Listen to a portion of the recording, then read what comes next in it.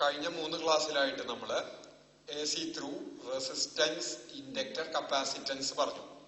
ഇനി ഇന്ന് നമ്മൾ ഇത് മൂന്നും ഇൻഡക്ടർ, കപ്പാസിറ്റർ, റെസിസ്റ്റർ ഇത് സീരീസ് ആയിട്ട് കണക്ട് ചെയ്യുന്നത് ഡിസ്കസ് ചെയ്യാണ്. സീരീസ് LCR സർക്യൂട്ട് അതാണെന്ന് ഡിസ്കസ് ചെയ്യാൻ ഉദ്ദേശിക്കുന്നത്. അപ്പോ നമ്മൾ ആദ്യം എന്താ ചെയ്യണത്? ആദ്യം ഒരു ഇൻഡക്ടറിന്റെ സിമ്പിൾ ഇങ്ങനെ L, പിന്നെന്താണ് കപ്പാസിറ്റർ ഹാവിംഗ് കപ്പാസിറ്റൻസ് C. ഇനി അടുത്ത റെസിസ്റ്റൻസ് R. അപ്പൊ ഈ കണക്ഷൻ സീരീസ് ആണ്, connected to a cell of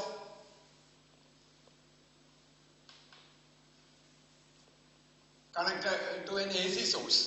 സെല്ലിലേക്കല്ല, AC സോഴ്സിലേക്ക് കണക്ട് ചെയ്തിരിക്കുക. And the EMF is represented as E equals E naught sin omega t. നമുക്ക് E നോട്ടിന്റെ വാല്യൂ അറിയാം, L അറിയാം, C അറിയാം, R അറിയാം. അപ്പോ മുമ്പത്തെ ക്ലാസ്സിലൊക്കെ നമ്മൾ ചെയ്തത് ഓരോ സർക്യൂട്ടിലെയും കറണ്ട് കണ്ടുപിടിക്കലാണ്. കറണ്ട് കാണുക എന്ന് പറഞ്ഞാൽ കറണ്ടിന്റെ പീക്ക് വാല്യൂ കാണുക, പിന്നെ EMFും കറണ്ടും തമ്മിലുള്ള ഫേസ് ഡിഫറൻസ് കാണാം. ഇത് രണ്ടും കണ്ടു കഴിഞ്ഞാൽ കറണ്ടിന്റെ റെപ്രസെന്റേഷൻ ആയി. അപ്പൊ കറണ്ട് ആ സർക്യൂട്ടിലെ I equals I naught sine omega t plus 5 ആണെന്ന് വിചാരിക്കാം. അപ്പൊ 5യുടെ വാല്യൂ കാണണം, I നോട്ടിന്റെ വാല്യൂ കാണണം. ഇതാണ് വേണ്ടത്. അപ്പൊ ഇത് കാണാൻ ഇവിടെ സീരീസ് കണക്ഷനില് current through each will be same. Throughout സർക്യൂട്ടിൽ കറന്റ് സെയിം ആയിരിക്കും. നമ്മള് when 3 resistances are connected in series, same current flows through all the resistances, but PD across each will be different എന്ന് പറയുന്നുണ്ടായിരുന്നു. അപ്പൊ അങ്ങനെ വരുമ്പോ ഇതിന് അക്രോസ് ആയിട്ടുള്ള PD അത് ബാക്ക് EMF കൊണ്ടുള്ളതായിരിക്കും, L × di/dt EL. മറ്റേന് അക്രോസ് ആയിട്ടുള്ള plus Q by C plus ഇതിന് അക്രോസ് ആയിട്ടുള്ള PD എന്ന് പറഞ്ഞാൽ IR equal to E naught sine omega t എന്ന് വരും. കിർച്ചോഫ്സ് റൂൾ അപ്ലൈ ചെയ്ത് കഴിഞ്ഞാൽ കിട്ടുന്നതാണ്. അപ്പൊ ഇതില് ഈ Qന് പകരം di/dt, സോറി മറ്റേ ഐക്ക് പകരം dq/dt, ഇവിടുത്തെ dq/dt അങ്ങനെ കൊടുത്ത് ചെയ്ത് കഴിഞ്ഞാൽ ഇവിടെ d²q/dt² എന്ന് വരും. ഇവിടെ q/c, ഇവിടെ dq/dt equals E naught sine omega T. അതൊരു ഡിഫറൻഷ്യൽ ഇക്വേഷൻ ആണ്. ആ ഡിഫറൻഷ്യൽ ഇക്വേഷൻ സോൾവ് ചെയ്തിട്ട് നമ്മൾ ഇതേപോലെ ഓരോന്നും കാണാൻ ഇതേപോലെ ഇക്വേഷൻ സോൾവ് ചെയ്തിട്ടാണല്ലോ കറണ്ട് കണ്ടുപിടിച്ചേ. ഈ ഇക്വേഷൻ സോൾവ് ചെയ്തിട്ട് നമുക്ക് കണ്ടുപിടിക്കാൻ പറ്റും. അത് നമ്മുടെ പരിധിക്ക് അപ്പുറം. നമ്മൾ അത്രയ്ക്ക് മാത്തമാറ്റിക്സ് പഠിച്ചിട്ടില്ല. ഡിഫറൻഷ്യൽ ഇക്വേഷൻ സോൾവ് ചെയ്യണത് ഇപ്പം ഇതുവരെ പഠിച്ചിട്ടില്ല. ഇതില് പല മെത്തേഡുകളുണ്ട്. അപ്പൊ നമ്മള് വേറൊരു മെത്തേഡാണ് അഡോപ്റ്റ് ചെയ്യണേ. ഫേസർ ഡയഗ്രം വെച്ചിട്ട് നമുക്ക് നോക്കാം. അപ്പൊ ഓരോന്നിനും അക്രോസ് ആയിട്ടുള്ള PD ഡിഫറെന്റ് ആയിരിക്കും. അപ്പൊ ഇതിനെ നമുക്ക് EL എന്നിടാം. ഏത് ഇൻഡക്ടറിന് അക്രോസ് ആയിട്ടുള്ളത് plus EC plus ER equals applied EMF E naught sine omega T. അങ്ങനെ വരിക. ഇവിടുത്തെ പൊട്ടൻഷ്യൽ ഡിഫറൻസ് പ്ലസ് ഇവിടുത്തെ ഈക്വൽസ് ഇങ്ങനെ. അതെങ്ങനെ വന്നു? ഇതിപ്പോ പോസിറ്റീവ്, ഒരു ഇൻസ്റ്റന്റിൽ ഇത് പോസിറ്റീവ് ആച്ച ഇവിടുത്തെ പൊട്ടൻഷ്യൽ ഡിഫറൻസ് ഇവിടെയും ഒരേ പൊട്ടൻഷ്യലാണ്. മൈനസ് ദിസ് ഈക്വൽ ടു 0 എന്നെടുത്തിട്ട് ബാക്കിയുള്ളതൊക്കെ അങ്ങോട്ട് കൊണ്ടുപോയാൽ അങ്ങനെ കിട്ടും. അല്ലെങ്കിൽ ഞാൻ കൂടുതൽ കടക്കണില്ല. നമുക്ക് വേറൊരു മെത്തേഡ് അഡോപ്റ്റ് ചെയ്യാം. ഏത്? ഫേസർ ഡയഗ്രം വെച്ചിട്ട് ഇതൊന്ന് ആ കറന്റ് കണ്ടുപിടിക്കാൻ നോക്കാം. നോക്കിക്കോളൂ. ഫേസർ ഡയഗ്രം വെച്ച് വരും ഇതാവുമ്പോ ഞാൻ എന്താ ചെയ്യണേ വെച്ചാ,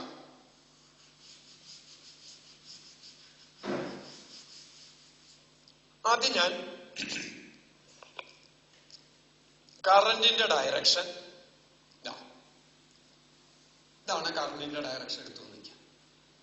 സർക്യൂട്ടിലെ കറണ്ട് സെയിം കറണ്ടാ ഫ്ലോ ചെയ്യുക എല്ലാத்தைയും കൂടി. എടുത്തു വെച്ച ആ സർക്യൂട്ടിലെ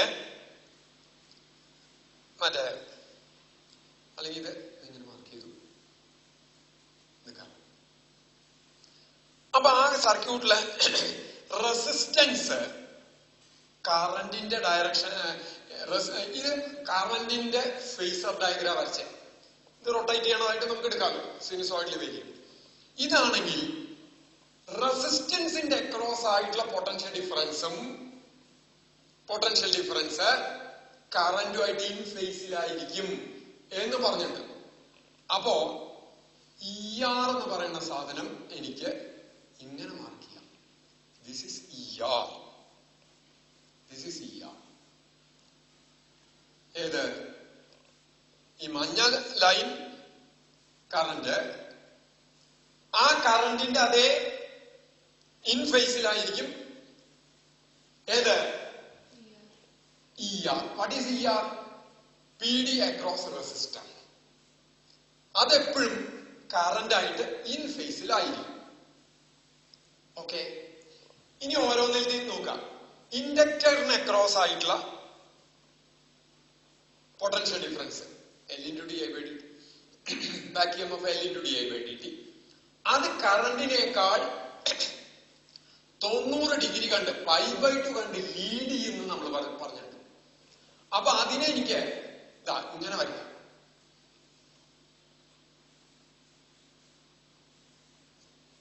ഇത് അപ്പൊ EL എന്നെടുക്കാം. I can right it as ഇത് EL. നോക്കൂ, ഇതാ കറണ്ടിന്റെ കറന്റുമായിട്ട് ഇൻഡക്ടറിലുള്ള പൊട്ടൻഷ്യൽ ഡിഫറൻസിന് π/2 മുമ്പിലായിരിക്കും. അപ്പൊ ഈ ആംഗിൾ π/2. ഇനി കപ്പാസിറ്ററിന് അക്രോസ് ആയിട്ടുള്ള പൊട്ടൻഷ്യൽ ഡിഫറൻസ് ഇതിനേക്കാൾ എത്ര കണ്ട് എങ്ങനെ ഇരിക്കും? ഇതിനേക്കാൾ π/2 കണ്ട് പിന്നിലായിരിക്കും. ഇന്നലെ പറയണ്ടായി കപ്പാസിറ്ററിന് അക്രോസ് ആയിട്ട്. അപ്പൊ ഞാൻ ഈസി എങ്ങനെ മാർക്ക് ചെയ്തു? Easy, let this be easy. ഇത് ഈസി, ഇത് EL, ഇത് EC, ഇത് ER. ഓക്കെ, ഇത് വെക്ടറായിട്ട് എടുക്കണേ വെച്ചാ നോക്കിക്കോളൂ. ഇതും ഇതിന്റെ റിസൾട്ടന്റ് എടുത്താൽ let EL greater than EC നിൽക്കുക. EL ഗ്രേറ്റർ ദാൻ EC നമ്മൾ വരയ്ക്കുമ്പോഴും അങ്ങനെ തന്നെയാണ് കാണുന്നത്. ഇതിനേക്കാൾ വലുതല്ലേ ഇത്? അപ്പൊ ഇത് രണ്ടും നേരെ ഓപ്പോസിറ്റാണ്. നേരെ ഓപ്പോസിറ്റ് ആകുമ്പോ ഇത് തമ്മിൽ രണ്ട് വെക്ടേഴ്സ് ഓപ്പോസിറ്റ് ആയിട്ടാണെങ്കിൽ അതിന്റെ വെക്ടർ ഇതെടുത്തു കഴിഞ്ഞാൽ അത് സബ്ട്രാക്ട് ചെയ്തിട്ട് റിസൾട്ടന്റ് ആണ് വരിക. സേ ഫോർ എക്സാമ്പിൾ ഇത് 5ഉം ഇത് 2 ആണ് ലെങ്ത് വെച്ചാൽ റിസൾട്ടന്റിന്റെ 3 ആയിരിക്കും. അപ്പൊ ഇതിനെ എനിക്ക് റെഡ്യൂസ് ചെയ്തിട്ട് ഇത് ഇങ്ങനെ ഇടാം. ഇതിപ്പോ ഇത്രയുണ്ട്, ഇത് ഇത്രയുണ്ട് കഴിച്ച് ബാക്കി ഇത്രേ വരുള്ളൂ ഇവിടെ. അപ്പൊ അതിനെ ഞാൻ ആ EL-ന്റെ ഡയറക്ഷൻ ഇടാം. EL മൈനസ് EC എന്ന് പറയുന്നത് മുകളിലേക്ക് വരും. ഇത്രേ വരുള്ളൂ.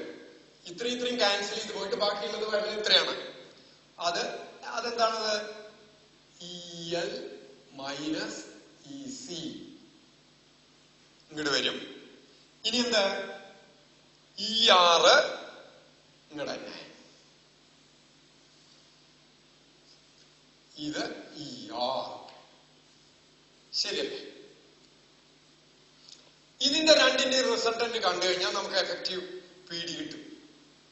അപ്പൊ ഇതിന്റെ റിസൾട്ടന്റ് കാണാൻ ഇതിന് ഇങ്ങോട്ട് parallel വരച്ചാ,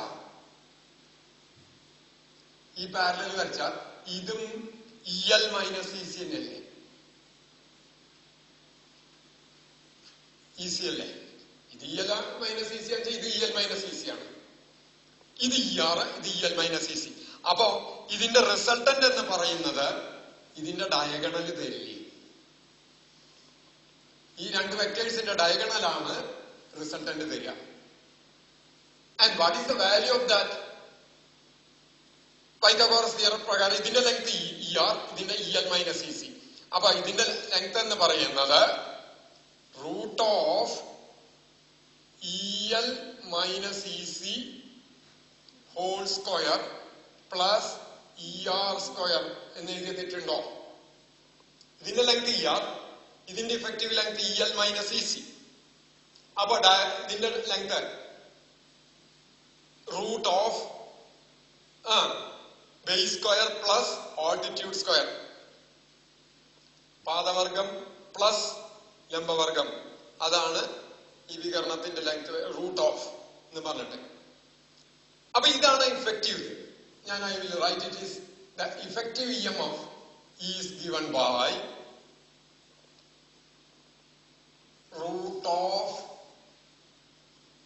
ER square plus EL minus EC whole square. ഇതിപ്പോ EC വലുത് വെച്ചാൽ EC minus EL whole square എന്ന് വരും. ഇത്രേ ഉള്ളൂ.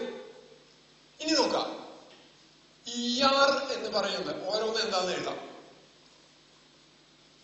ER എന്ന് പറയുന്നത് IR ആണ്. സംശയമില്ലല്ലോ, ഓംസ് ലോ പ്രകാരം. എന്ന് വെച്ചാൽ റെസിസ്റ്റൻസിന് അക്രോസ് ആയിട്ട് വരുന്നത് അതിൽ കൂടുതൽ കറണ്ട് ഇൻറ്റു ആ റെസിസ്റ്റൻസ്. EL എന്ന് പറയുന്നത് നമ്മൾ പറഞ്ഞു IL ഒമേഗ, സോറി അതെ IL ഒമേഗ. എന്താ കാരണം? I equals E by L omega. I naught equals, നമ്മളന്ന് പീക്ക് വാല്യൂ ഓഫ് കറണ്ട് എങ്ങനെയാണ് കണ്ടുപിടിച്ചേ ഇൻഡക്ടറില്? I naught equals E naught by L omega. അപ്പൊ I equals E by L omega എന്നല്ലേ വരിക. അപ്പൊ therefore what is E? E equals I into L omega. E equals I into L omega. And what is EC? EC equals I by omega C. എന്താ കാരണം? I naught through a capacitor is അന്ന് കിട്ടിയത് E naught omega C എന്നാ കിട്ടിയത്. Therefore E naught equals I naught by omega C. വെറും E ആണെങ്കിലോ I by omega C. ഇങ്ങനെ വരും. ഓക്കെ, അങ്ങനെയാണ് അത് 3 എഴുതി. ഇനി അതെടുത്ത് ഇവിടെ സബ്സ്റ്റിറ്റ്യൂട്ട് ചെയ്യാം. ഇത് രണ്ടും കൂടെ സബ്സ്റ്റിറ്റ്യൂട്ട് ചെയ്യാം. അതായത് 3 വാല്യൂസും equals root of I square R square plus I square എന്താ പറയാ IL omega L minus I by omega C whole square. എഴുതിയ തെറ്റുണ്ടോ? തെറ്റില്ലല്ലോ. ഇനി നോക്കാം, ഇതില് I പുറത്തേക്ക് എടുക്കുക വെച്ചാൽ സ്ക്വയർ അല്ലേ, അത് പുറത്തേക്ക് എടുത്താൽ this will come like this I square R square plus I square into ഈ സ്ക്വയർ പുറത്തേക്ക് എടുത്തു, സ്ക്വയർ എടുത്ത് ബാക്കി നിൽക്കുന്ന ടൈം എന്ന് പറഞ്ഞാൽ L omega minus 1 by omega C എന്നാണ് വരിക. Whole square L omega minus 1 by omega C whole square. ഈ I സ്ക്വയർ റൂട്ടിന്റെ ഉള്ളിൽ നിന്ന് പുറത്തേക്ക് എടുത്താൽ ദാറ്റ് വിൽ കം ഇൻ. റൂട്ടിന്റെ ഉള്ളിൽ നിന്ന് I സ്ക്വയർ പുറത്തേക്ക് എടുത്താൽ കോമൺ ആണ് രണ്ട് ടേമിലും. അത് പുറത്തേക്ക് വരുമ്പോ I ആയിട്ടാ പുറത്തേക്ക് വരിക. റൂട്ട് ഓഫ് I സ്ക്വയർ എന്ന് പറഞ്ഞാൽ വെറും I അല്ലേ. I into root of R square plus within bracket L omega minus 1 by omega C whole square എന്ന് വരും. So what is E by I? E by I equals root of R square plus L omega minus 1 by omega C whole square. Now you see, E by I is the effective opposition to the current. E by I എന്ന് പറയുന്നത് effective opposition to the current. കാരണം എന്താ? What is I? What is I? ഈ ടൈമിന് മൊത്തത്തിൽ ഞാൻ തൽക്കാലം Z എന്ന് കൊടുക്കട്ടെ. എന്നിട്ട് ഞാൻ എന്താ സെഡ് എന്ന് പറയാം. സെഡ് എന്ന് കൊടുക്കട്ടെ. ഈ ടൈമില് സെഡ് എന്ന് റെപ്രസെന്റ് ചെയ്യാം. അങ്ങനെയാണെങ്കിൽ ഐ ഈക്വൽസ് ക്രോസ് മൾട്ടിപ്ലൈ ചെയ്താൽ ഇ ബൈ സെഡ് എന്ന് വരും. തെറ്റില്ലല്ലോ? E by I equals Z. ഈ റൂട്ടിലുള്ള ടേമിന് ഞാൻ സെഡ് എന്ന് കൊടുത്തു. അങ്ങനെയാണെങ്കിൽ I equals E by Z. Z കൂടിയാൽ ഐ കുറയും. So Z is the effective opposition to the current. ആ കറന്റ് സെഡ് കുറഞ്ഞാൽ ഐ കൂടും, സെഡ് കൂടിയാൽ ഐ കുറയും. അപ്പൊ സെഡ് ആണ് കറന്റിനെതിരെയുള്ള ഇഫക്റ്റീവ് ഒപ്പോസിഷൻ, എതിർപ്പ്. And that Z is called impedance of the circuit. Impedance എന്ന് പിടിച്ചു നിർത്തുക. എന്തിനാ ഇവിടെ പിടിച്ചു നിർത്താൻ നോക്കണേ? കറന്റിനെയാണ്. അപ്പൊ Z is called impedance. I M impedance, PDNC, impedance of the circuit. സെഡിനെ പറയുന്ന പേരാണ് ഇംപീഡൻസ്. അങ്ങനെയാണെങ്കിൽ what is I naught? I naught equals I can write E naught by Z അല്ലെ?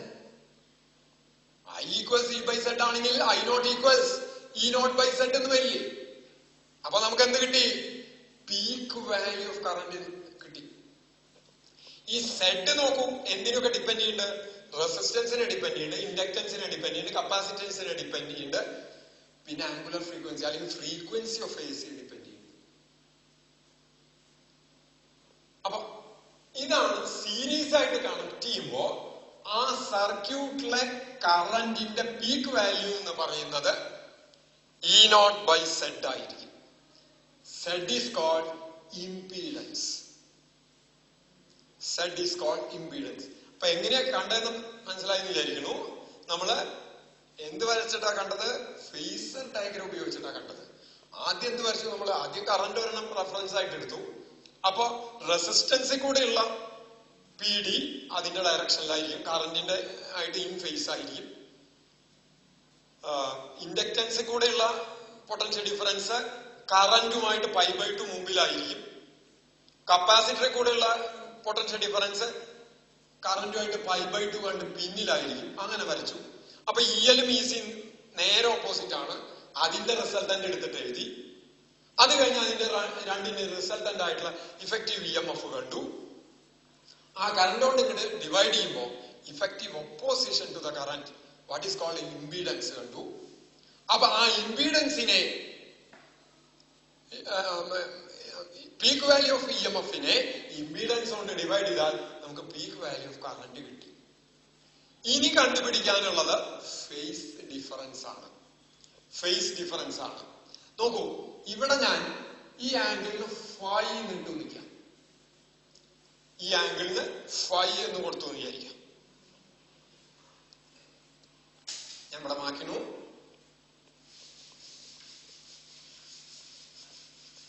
അങ്ങനെ ഫൈ എന്ന് കൊടുത്താൽ നോക്കൂ, എന്താണ് ഈ ഫൈ? ഇത് ഇഫക്റ്റീവ് EMFന്റെ ഡയറക്ഷനാണ്. ആ വൈറ്റ് കാണിച്ചിരുന്ന ഇഫക്റ്റീവ് ആ സർക്യൂട്ടിലെ ഇഫക്റ്റീവ് EMFന്റെ ഡയറക്ഷൻ ഇതാണ്.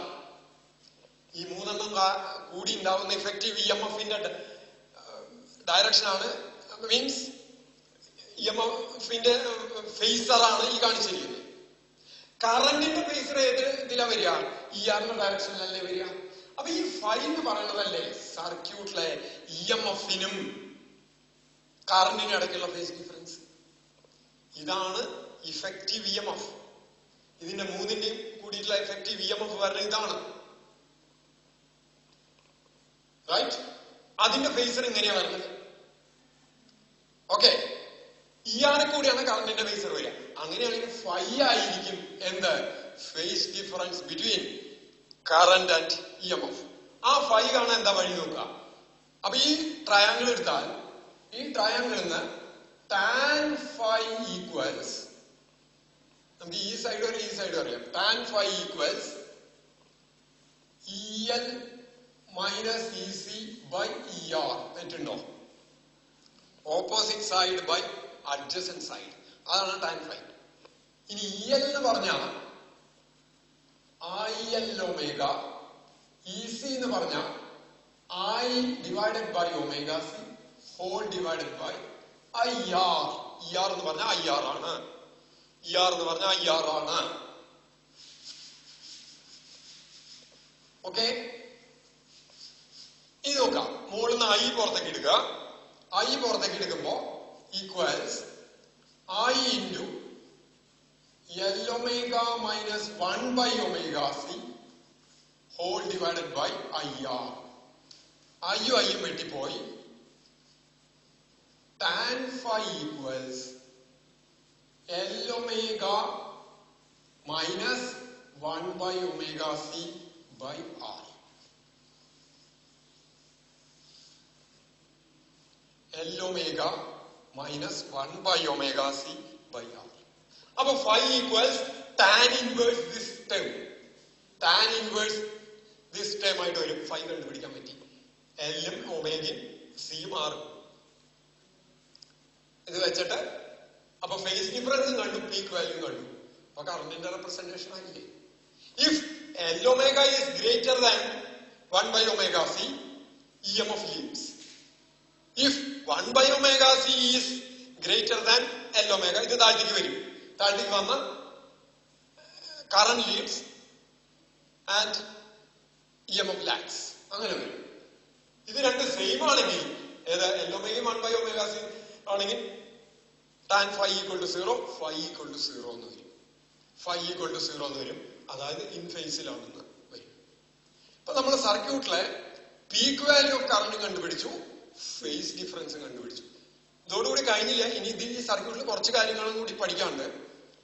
അത് നമുക്ക് അടുത്ത ക്ലാസ്സിൽ പഠിക്കാം. പക്ഷെ ഈ കാര്യങ്ങൾ ഒരിക്കലും മറക്കാൻ വളരെ ഇമ്പോർട്ടന്റ് ആണ്. Z equals root of R square plus L omega minus 1 by omega C whole square. നോക്കൂ, ഇതില് ഇപ്പൊ omegas 1 by omega C L omega ഒക്കെ കൂടുതലാണെങ്കിൽ ഇവിടെ നെഗറ്റീവ് വാല്യൂ വയ്ക്കും. ശരിയാണ്. ആ നെഗറ്റീവിന്റെ സ്ക്വയർ എടുക്കുമ്പോൾ അത് പോസിറ്റീവ് ആയിട്ടാ വരിക. അപ്പൊ ഇവിടേക്ക് ആഡ് ചെയ്യുമ്പോൾ അത് യാതൊരു വ്യത്യാസം ഉണ്ടാക്കുന്നില്ല. ഈ ഫിഗറില് 1 ബൈ ഒമേഗ C കൂടുതൽ വെച്ചാൽ നമ്മൾ എഴുതേണ്ടത് എന്താ? 1 by omega C minus L omega. അപ്പൊ ഫോർമുല മാറിക്കൊണ്ട് വരില്ലേ? അത് യാതൊരു പ്രശ്നം ഉണ്ടാക്കില്ല. 1 by omega C minus L omega എന്ന് എടുത്താലും L omega minus 1 by omega C എടുത്താലും അതിന്റെ വാല്യൂന്റെ സ്ക്വയർ എടുക്കണ കാരണം ആ നെഗറ്റീവ് പോവും. അത് R സ്ക്വയറിലേക്ക് ആഡ് ചെയ്തിട്ടേ വരുള്ളൂ. ഇതാണ് ഇംപീഡൻസിന്റെ formula. Impedance this is also very important. ഇനി നമുക്ക് ഈ L-ഉം R-ഉം ചേർന്നിട്ടുള്ളതും C-യും R-ഉം ചേർന്നിട്ടുള്ള സർക്യൂട്ട് പഠിക്കാനുണ്ട്. അത് പഠിക്കുമ്പോൾ വളരെ എളുപ്പമാണ്. L-ഉം R-ഉം മാത്രമേ ഉള്ളൂ വെച്ചാൽ ഇതിലത്തെ ഈ ടേം അങ്ങോട്ട് കളഞ്ഞാൽ മതി. 1 ബൈ ഒമേഗ C ഇല്ലാന്ന് വെച്ചാൽ മതി. C-യും R-ഉം കൂടി അവരുടെ വെച്ചാൽ L ഒമേഗ ഇല്ലാന്ന് വെച്ചാൽ മതി. അപ്പൊ ഇതിന്റെ minus 1 by omega C whole square എന്ന് പറഞ്ഞാൽ plus 1 by omega square C square എന്ന് വരും. ഇത്രേ വരുള്ളൂ. ഇവിടെയോ ഇവിടെ വരുമ്പോ L ഒമേഗ ഇല്ലാത്ത ടേം ആണെങ്കിൽ, അതായത് ഇൻഡക്ടർ ഇല്ലാത്ത CR സർക്യൂട്ട് ആണെങ്കിൽ L ഒമേഗയ്ക്ക് 0 കൊടുക്കുക. അപ്പൊ നെഗറ്റീവ് ആയിട്ട് വരും. നെഗറ്റീവ് വന്നാൽ താഴ്ത്തേക്ക് പോകുന്ന അർത്ഥം. അത്രേ ഉള്ളൂ. ഇനി C ഇല്ലാത്ത സർക്യൂട്ട് ആണെങ്കിൽ LR സർക്യൂട്ട് ആണ്. അവിടെ tan phi equals L omega by R. അതുപോലെ ഇംപീഡൻസ് Z LR സർക്യൂട്ടിലാണെങ്കിൽ impedance root of R square plus L square omega square എന്ന് വരും. CR സർക്യൂട്ടിലാണെങ്കിൽ impedance root of R square plus 1 by omega square C square എന്ന് വരും. അതിനൊക്കെ Z എന്ന് തന്നെയാ പറയാ. ഇതിന്റെ കോമ്പിനേഷൻ വന്നാൽ അതിനെ Z എന്നാ പറയാ. ഒറ്റയ്ക്കാണെങ്കിൽ റിയാക്ടൻസ് എന്നാണ് പറയാ. ഇപ്പൊ ഇൻഡക്ടർ മാത്രമാണെന്ന് വെച്ചാൽ ഇൻഡക്റ്റീവ് റിയാക്ടൻസ്, കപ്പാസിറ്റൻസ് മാത്രമാണെന്ന് വെച്ചാൽ കപ്പാസിറ്റീവ് റിയാക്ടൻസ്. അത് ഒരുമിച്ചുള്ള എഫക്റ്റിനെ ഇംപീഡൻസ് എന്നാണ് പറയുന്നത്. തൽക്കാലം ഇവിടെ നിർത്തുന്നു. അടുത്ത ക്ലാസ്സിൽ കൂടുതൽ ഇതിനെ പറ്റിയിട്ടുള്ള ഒരു അനാലിസിസും കറന്റിന്റെ വേരിയേഷൻ വിത്ത് ഫ്രീക്വൻസി ഒക്കെ നോക്കാണ്ട് അത് നോക്കാം. തൽക്കാലം ഇവിടെ നിർത്തും.